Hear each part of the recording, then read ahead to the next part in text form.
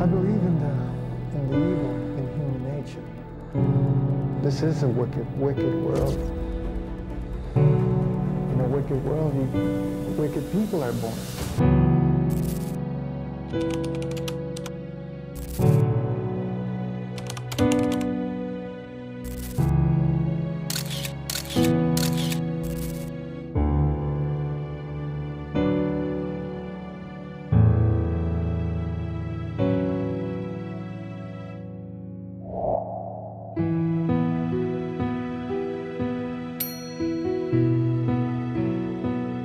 Франклин Делано Флойд родился 17 июня 1943 года в Барнсвилле, штат Джорджия.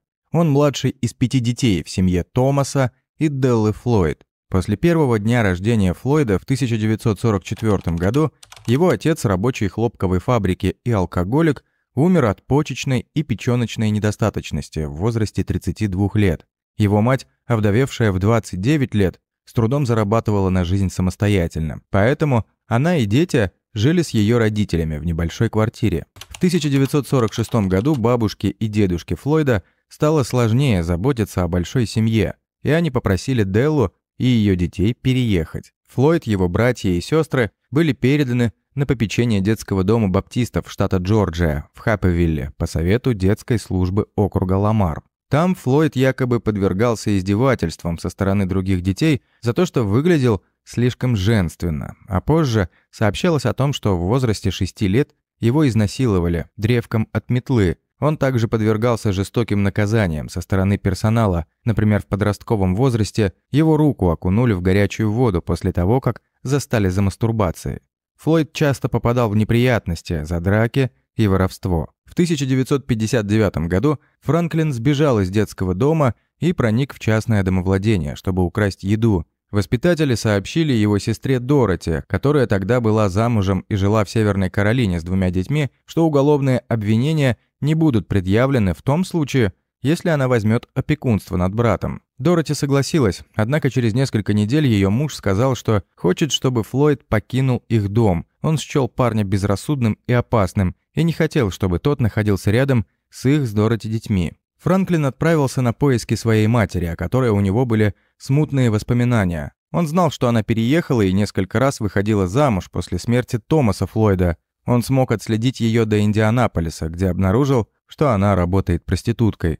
Можно только догадываться, как это отразилось на психике Франклина, но надолго с Деллой он не остался. В течение следующих недель Франклин убедил Деллу помочь ему подделать его документы для зачисления в ряды армии США.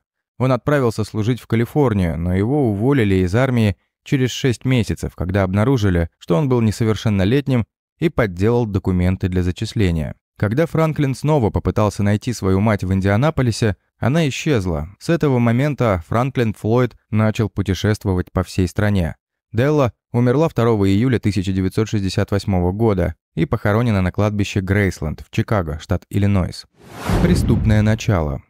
19 февраля 1960 года в возрасте 16 лет Флойд проник в универмаг Sears в Инглвуде, штат Калифорния, чтобы украсть пистолет. Полиция быстро отреагировала на сигнал тревоги, в результате чего завязалась перестрелка, в которой Флойд был ранен в живот. Благодаря экстренной операции он выжил, а после выздоровления его отправили на год в колонию для несовершеннолетних. А уже в 1961 году он был арестован за нарушение условно-досрочного освобождения, отправившись с другом на рыбалку в Канаду. В мае 1962 года Флойд вернулся в Хэпвилл и устроился на работу в международный аэропорт Атланты. В этот период Флойд решил совершить одно из самых отвратительных преступлений. В местном боулинг-клубе Франклин заприметил 4-летнюю девочку. Он обманом заманил ее в соседний лес, где надругался. Франклина арестовали и обвинили в похищении и растлении ребенка. Свою вину в содеянном он не признал, но был приговорен к длительному тюремному заключению. Он был отправлен в госпиталь Миледжвилля на психиатрическое тестирование, откуда буквально через пару месяцев сбежал, угнав автомобиль. В тот же день ему удалось ограбить банк на $6000, после чего он был пойман. В июле 1963 года, через год после осуждения за растление ребенка, он был осужден за ограбление банка и приговорен к 15 годам в федеральной тюрьме штата Огайо. После второй попытки побега его перевели в тюрьму в Льюисбурге, штат Пенсильвания. Там его постоянно насиловали другие заключенные, что заставило его забраться на крышу тюрьмы и угрожать самоубийством. В течение нескольких лет Франклина переводили из тюрьмы в тюрьму, но отношение заключенных к растлителю малолетней везде было одинаковым. В 1968 году Флойда перевели в тюрьму Рейтсвилл в Джорджии. Там он подружился с человеком по имени Дэвид Дайл, который отбывал 4-летний срок за преступления, связанные с наркотиками. Флойд и Дайл стали близкими друзьями, и в последующие годы будет распространено мнение о том, что Дайл был посвящен в отвратительные преступления Флойда и, возможно, даже помогал ему в этом. В ноябре 1972 года Флойд был освобожден из тюрьмы и направлен в реабилитационный центр. 27 января 1973 года, через неделю после освобождения из реабилитационного центра, он подошел к женщине на автозаправочной станции и заставил ее сесть в машину, где попытался изнасиловать. Женщине удалось убежать, а Флойд был арестован. Он убедил Дайла, который также был освобожден из тюрьмы, внести за него залог, что позволило ему скрыться от правосудия. Когда он не явился в суд 11 июня 1973 года, был выдан ордер на его арест. Сандра Чипмен. В 1974 году Флойд, используя псевдоним Брэндон Уильямс, познакомился с женщиной по имени Сандра Бранденбург на стоянке грузовиков в Северной Каролине. Они влюбились друг в друга и вскоре поженились, и Франклин официально стал отчимом Сюзанны, Эллисон, Эми и Филиппа. В 1975 году Бранденбург была приговорена к 30 дням тюремного заключения за выдачу недействительных чеков. Пока она отбывала срок, дети остались на попечении Флойда. После освобождения женщина вернулась домой и обнаружила, что дом пустовал, а ее муж и дети исчезли. В итоге Бранденбург нашла своих 2 средних дочерей, Эллисон и Эмми, под опекой группы социальных служб при местной церкви. Она так и не нашла своего старшего ребенка, Сюзанну, и младшего, Филиппа. Судьба годовалого Филиппа долгое время оставалась неизвестной. В 2019 году объявился человек, который называл себя Филиппом и сыном Сандры. Сегодня женщина известна как Сандра Уиллет. Тесты ДНК подтвердили его личность. Стало известно, что мальчик был усыновлен в частном порядке в Северной Каролине. Что касается старшей девочки, Сьюзан, то информацию о ней удалось узнать лишь в 2014 году. К этому времени она была мертва уже более 20 лет. Шерон Маршалл. Из всех 4 детей Флойд присмотрел себе именно Сюзанну. Он украл ее и продолжил воспитывать как свою дочь. Они обзавелись новыми именами. Франклин теперь звался Уорреном Маршаллом, который в одиночку растил дочь Шерон. Под именем Шерон Маршалл Сюзанна окончила среднюю школу в Форест-Парке, штат Джорджия, в 1986 году. Шерон была обычной 15-летней девочкой, по крайней мере, такой она казалась окружающим. Она была одной из лучших учениц школы и мечтала стать инженером аэрокосмической отрасли, поступив в Технический институт Джорджии. Шерон говорила окружающим, что ее мама погибла в автокатастрофе, но однажды Уоррен на школьном собрании заявил, что его жена умерла от рака. Шерон постоянно меняла школы, и это связывали с работой ее отца. Уоррен был деспотичным, раздражительным человеком. Шерон была идеальной ученицей, никогда не имевшей поведенческих проблем, но при этом, какие бы важные занятия не были бы в школе, она ежедневно уходила в 16:30, чтобы успеть приготовить ужин отцу. Во время учебы Шерон подружилась с Дженнифер Фишер. Когда та предложила обменяться телефонными номерами, чтобы поддерживать связь, Шерон объяснила, что телефонные звонки могут вывести ее отца из себя, и в итоге побоялась оставить свой номер, но при этом взяла номер Дженнифер. Дженнифер несколько недель ждала звонка от Шерон, и в итоге, отыскав ее номер, решилась позвонить сама. Все вышло далеко не так, как она себе это представляла. Шерон казалась напуганной и хотела узнать, как Дженнифер удалось узнать номер ее телефона. Вдруг трубку взял отец Шерон, требуя узнать, кто звонит и откуда у звонившего их номер. Дженнифер испугалась и бросила трубку, но на следующий день Шерон перезвонила подруге, к их разговору подключился ее отец и извинился перед девочкой. Разговор прошел хорошо, и девочки планировали, что в ближайшие дни Шерон останется в доме у Маршаллов. Подружки были в восторге от этих планов, в отличие от родителей Дженнифер, Джоэл и Сью. Они остались под сильным впечатлением от Уоррена, который попросил найти ему работу и дать рекомендации, а также стал просить денег у людей, которые видели его впервые. Конечно, родители Дженнифер отказали. Через несколько месяцев, когда отец Дженнифер был в командировке, девочки убедили Сью отпустить Дженнифер на ночевку к Шерон. Дом Маршаллов представлял собой трейлер, в котором была одна единственная дверь, в которую Дженнифер строго-настрого запретили входить. Все же остальные помещения были отгорожены друг от друга простынями. Вечером Уоррен предложил отвезти двух девочек потанцевать. Он предложил им переодеться в одежду Шерон, и Дженнифер обнаружила, что у Шерон много крайне вызывающей одежды и белья. Все трое отправились поужинать, и Уоррен пошутил, что после этого они поедут смотреть на проституток. После ужина Уоррен повез девочек в бар, полный байкеров и пожилых мужчин. Он поговорил с вышибалой, чтобы тот впустил двух несовершеннолетних подростков без документов. Девочки танцевали всю ночь, в то время как посетители бара смотрели на них. Вернувшись домой, подружки много смеялись и обсуждали посетителей бара. Внезапно в комнату к Шерон влетел Уоррен с пистолетом и, угрожая оружием, прочитал им лекцию о том, что нельзя смеяться над старшими. После чего он развернулся и ушел. После произошедшего Дженнифер в дом Маршаллов никогда больше не приезжала, но и своим родителям рассказать о случившемся побоялась. В старших классах Шерон начала встречаться с мальчиком по имени Кертис Флорной. Девушка с нетерпением ждала обучения в техническом институте, куда ее приняли и предоставили полную стипендию, но ее отношения с Кертисом привели к изменению ее планов. Шерон забеременела, в связи с чем отец запретил ей уезжать в институт. В начале лета 1986 года Шерон и Кертис сбежали вместе. Им удалось добраться до Алабамы, прежде чем Уоррен нашел их. Он был спокоен и сказал, что утром они обсудят, как им поступить дальше. Проснувшись утром, Кертис обнаружил, что Уоррена и Шерон не было. Под дверью его ждала записка, в которой говорилось, что Шерон беременна не от него, и чтобы он не искал с ней больше встреч. Уоррен вернулся с Шерон в Атланту, но вскоре объявил, что они переезжают в Аризону. После переезда Шерон и Дженнифер продолжали поддерживать отношения. Дженнифер узнала, что Шерон родила мальчика, которого отдала на усыновление некой богатой паре в Техасе, а после этого устроилась на работу в отель в Фениксе.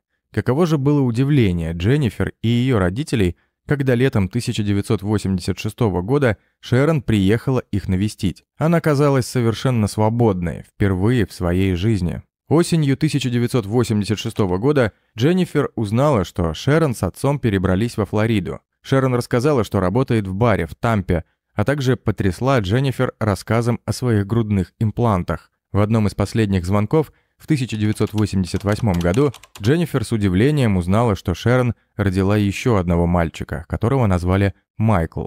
Вскоре Маршаллы пропали. К 1989 году Флойд и Сюзанна, которых теперь звали Тоня и Кларенс Хьюзы, жили в Талсе, штат Оклахома. Тоня работала танцовщицей в стриптиз-клубе. Ее коллега Карен Парсли убеждала Хьюз уйти от властного Флойда, но Хьюз заявила, что тот убьет ее и ребенка, если она попытается это сделать. Флойд вступил в братский орден полиции, несмотря на то, что не был полицейским, и сказал Хьюз, что может использовать свои новые связи, чтобы разыскать ее. Однако к апрелю 1990 года Хьюз решила сбежать с Кевином Брауном, студентом колледжа, с которым у нее были тайные отношения, и забрать Майкла с собой. Карен, узнав о планируемом побеге Тони, не только одобрила эту идею, но и поощряла ее. Карен открыто не любила Кларенса и всячески поддерживала новообретенный дух свободы Тони, абсолютно не догадываясь, чем это закончится.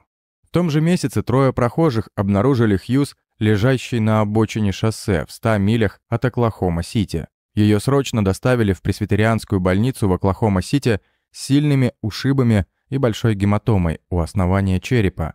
Они нашли разбросанные продукты и музыкальный плеер с наушниками. Полицейские предположили, что женщину сбила машина. Они также обнаружили следы красной краски, из чего был сделан вывод, что автомобиль, сбивший женщину, был красного цвета. Полиция нашла свидетелей, которые видели пострадавшую женщину в магазине чуть за полночь, после чего она пошла по направлению к мотелю. В больнице врачи осмотрели пострадавшую и заметили у нее синяки на теле, а также большую гематому у основания черепа.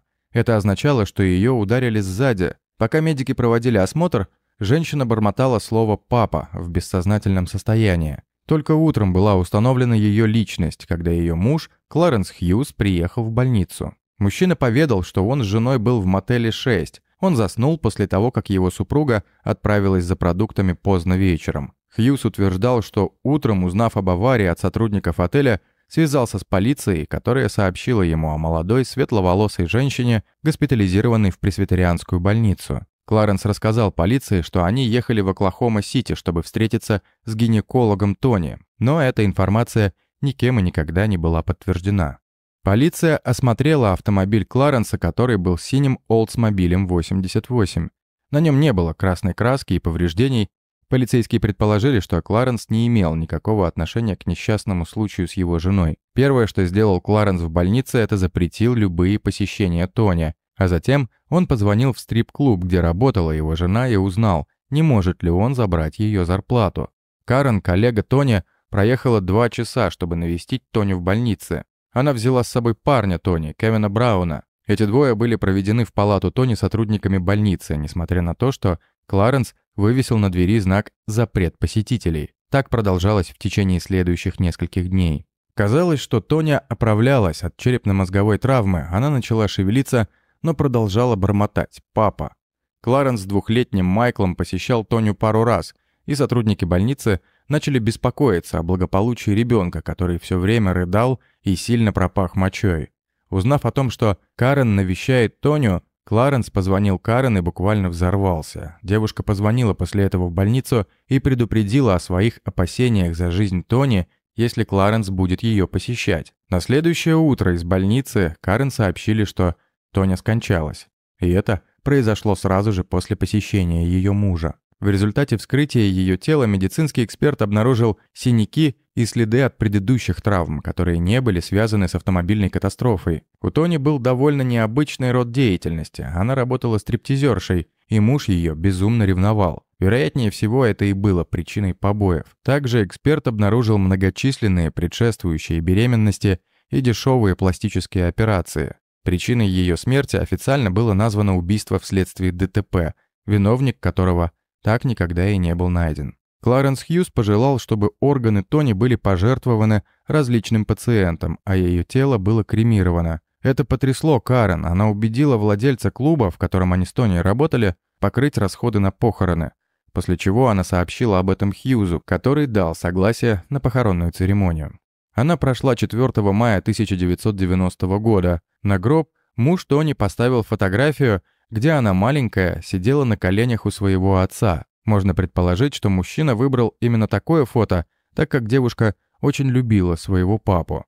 Окружающие фотографии не заметили ничего странного, кроме того, что она была из детства. Но полицейский психолог обратил на это внимание и после долгого изучения снимка сказал, что у девочки было очень трудное детство. За несколько дней до похорон своей жены Кларенс Хьюз решил, что его сын Майкл будет переведен в приемную семью на пару недель. Карен сражалась за Майка от имени Тони, умоляя социальных работников никогда не возвращать мальчика Кларенсу. Также Карен попыталась найти родственников Тони, но когда она выяснила ее девичью фамилию, то узнала, что дочь семьи Хьюз умерла более 20 лет назад. Пока полиция расследовала обстоятельства смерти, маленького сына Тони на время отдали в приемную семью, поскольку изначально подозревали Кларенса Хьюз, ссылаясь на то, что он избивал жену. Жизнь девушки была застрахована на $80 000. Муж получил страховку по ее смерти и сменил место жительства. А перед тем, как уехать, он выкрал Майка у приемных родителей, и только после его отъезда выяснилось, что свидетельство социального страхования, которым он пользовался как основным документом, поддельное. И Флойд, и Хьюз пользовались несколькими псевдонимами. На момент ее смерти супруги были подозреваемыми в исчезновении в 1989 году 18-летней Шерил Энн Камессо, бывшей коллеги Хьюз. Камессо исчезла после спора с Флойдом. Он считался также и главным подозреваемым в смерти своей жены. Шерил Энн Камессо.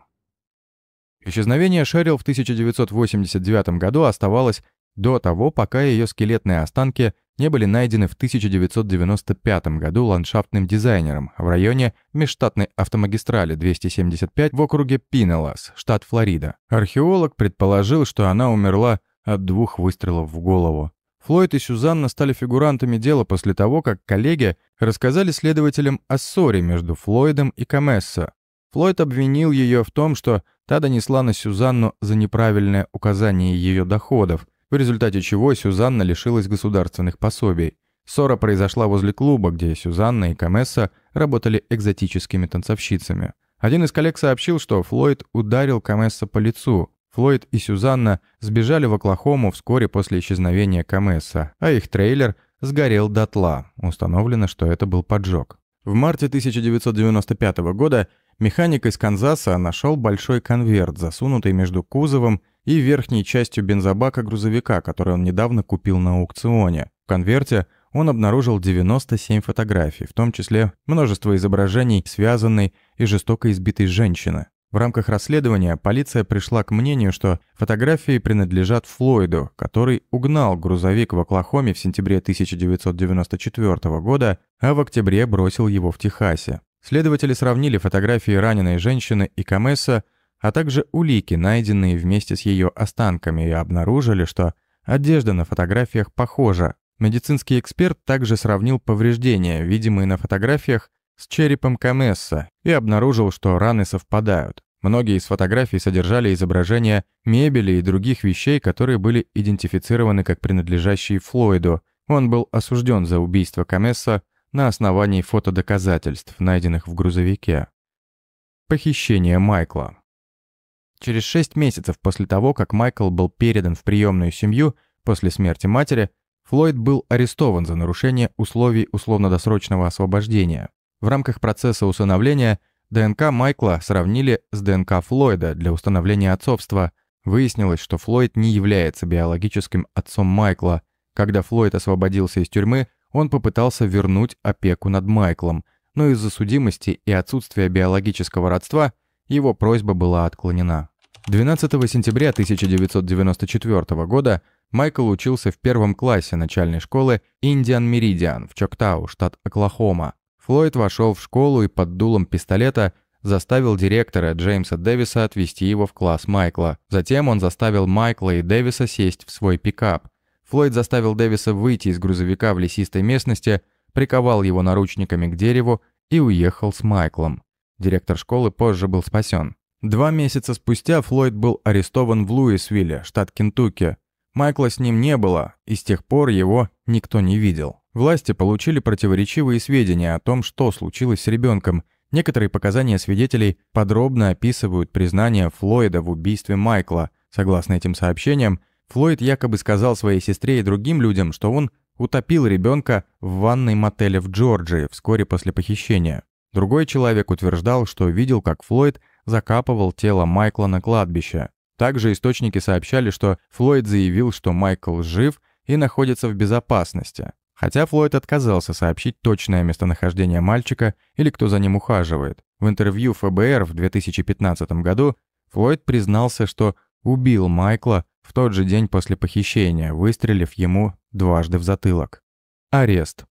В деле против Франклина Делано Флойда адвокаты пытались аннулировать обвинения в похищении Майкла, настаивая на родительских правах Флойда. Когда Брэндон Уильямс исчез с 2 детьми Сандры, а полиция не приняла заявление, апеллируя тем, что Брэндон был их опекуном, значит и похищения нет. На протяжении многих своих разговоров с Флойдом ФБР удалось выяснить, что имя Майкла на самом деле не настоящее. На суде против Флойда его не только обвиняли в похищении мальчика из школы, но и выслушали различные свидетельства о дальнейшей судьбе ребенка. Судебное разбирательство началось 29 марта 1995 года, и всего через 2 дня полиция обнаружила несколько новых доказательств злодеяний подсудимого. Также полиция нашла Грега Хикса, который и являлся отцом Майкла Хьюза. Грег даже не знал, что Шерон была беременна. Он сказал, что если Майкл найдется, то он с радостью примет опеку над ним, и предложил Дженнифер, школьной подруге Шерон, стать крестной мамой мальчика. Франклин Флойд выступил с ходатайством, что судить его должен суд присяжных, так как судьям он не доверяет. Также он высказал желание защищать себя сам. Судья все его просьбы удовлетворил. Слушания длились всего 2 недели, после чего 10 апреля 1995 года присяжные признали Флойда виновным. В августе Франклин Флойд был приговорен к 52 годам в тюрьме. В сентябре 2014 года Флойд признался в убийстве Майкла и в том, что избавился от его тела на шоссе 35. Обыск местности не дал результатов, и полиция считает, что тело Майкла могли съесть дикие животные. В 2001 году, ожидая суда за убийство Камесса, судья Нэнси Лей постановила, что Флойд не способен предстать перед судом и назначила ему дополнительную психиатрическую экспертизу. Флойд боролся против этой оценки, утверждая, что он был вменяемым. Несколько месяцев спустя судья все-таки отменила свое предыдущее решение и постановила, чтобы он предстал перед судом. Суд длился всего 9 дней, присяжные обсудили дело всего за 4 часа и объявили его виновным. Флойд взорвался от гнева, придерживаясь своей истории о том, что ФБР оболгало его, включая подделку фотографий Шерил Камесса. Затем последовал еще один взрыв ярости, когда его приговорили к смертной казни. 23 января 2023 года скончался в камере. Его смерть признана естественной. Дорогие зрители, а как считаете вы, если бы Шерон поделилась историей своей жизни с подругой, удалось бы спасти ее жизнь, а также жизнь ее сына и невиновной девушки? Своим мнением об этом делитесь в комментариях. Подписывайтесь также на канал, чтобы не пропустить новые материалы, и не забывайте писать, какие истории вы хотите услышать.